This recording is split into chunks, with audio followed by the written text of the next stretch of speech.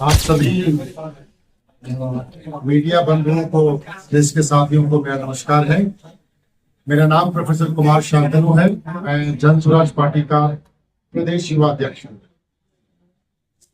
मुजफ्फरपुर मेरा गृह जिला है, लेकिन प्रदेश युवा अध्यक्ष की जिम्मेदारी देने के बाद ये मेरा पहला आगमन है अपने जिले में।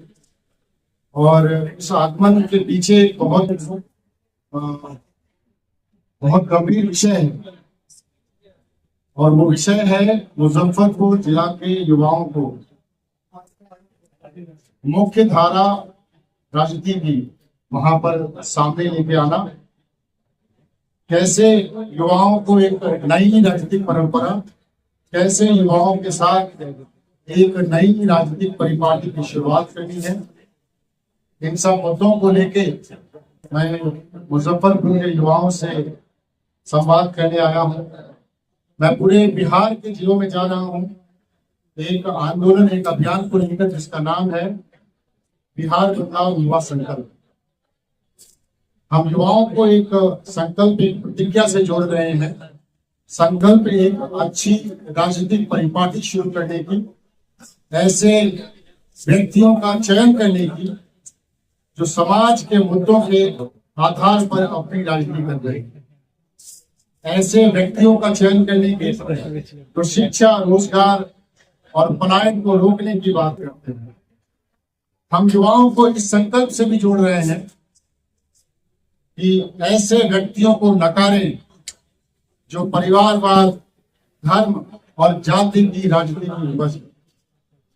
इस पूरे अभियान के तहत हम जिला, विधानसभा और एक एक बूथ तक पहुंचेंगे, वहां के युवाओं के साथ अपना संपर्क साधेंगे, उनको हम अपने साथ मेन स्ट्रीम पॉलिटिक्स में लाने का प्रयास करेंगे।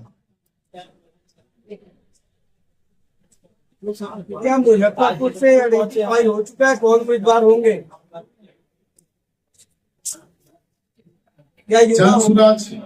जन स्वराज पार्टी में जो आपके कैंडिडेट्स हैं, उनकी चयन की प्रक्रिया बहुत ही पारदर्शी है और बहुत ही सघन है। आपको बहुत जल्दी ही यहाँ से एक योग्य कैंडिडेट मिलेंगे, और जैसे ही उसकी घोषणा होगी आप तक पहुंच जाएंगे। युवा संकल्प की बात कर रहे हैं, क्या युवा होंगे या कुछ ओल्ड एज के होंगे? युवा संकल्प का मतलब ये नहीं है कि जो ओल्ड एज के लोग हैं वो इस पूरे अभियान से अलग है। युवा संकल्प युवाओं को एक अच्छी राजनीतिक परिपाटी से जोड़ने का एक अभियान है।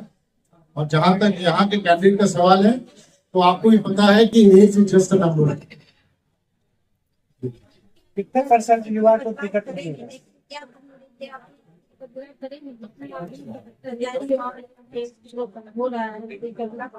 अच्छा सवाल किया आपने, बिल्कुल ठीक। जो भी जीत के आते हैं या जीतने के लिए जाते हैं, वो कहते हैं कि हम बदल देंगे, हम बदलाव करेंगे।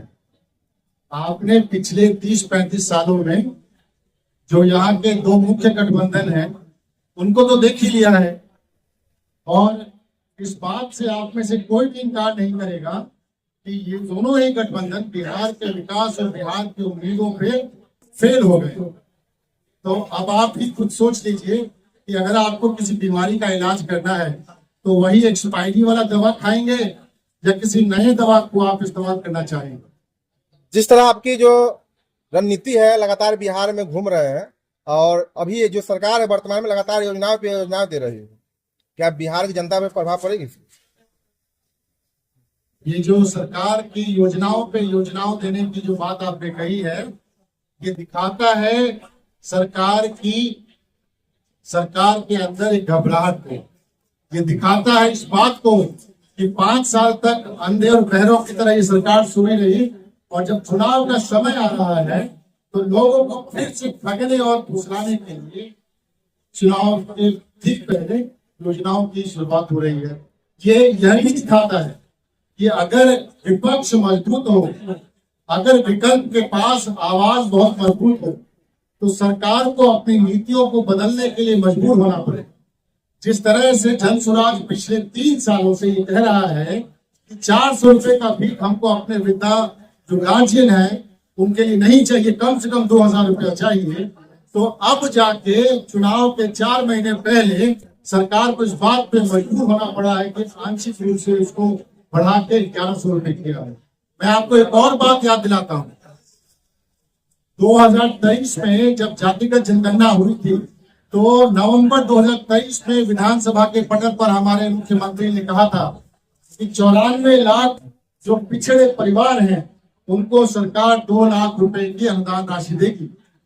2 साल तक सरकार ने इसके ऊपर कोई कार्रवाई नहीं की, और जब पिछले 3 महीने से जन सुराज एक अभियान बनाकर लोगों तक पहुंच रही है ये बताने के लिए कि सरकार को अपने वादों को पूरा करना पड़ेगा, तो अभी 6 या 7 दिन पहले सरकार झुकी है और उसने अपना ये आंशिक रूप से अपना वादा पूरा करना। जिस तरह प्रशांत किशोर कह रहे हैं बिहारियों को कि छठ के बाद कोई पलायन नहीं करेगा, बंद हो जाए, सम्राट चौधरी का बयान आया है कि अब 5 साल हमें दीजिए, अब नहीं जाना पड़ेगा किसी को।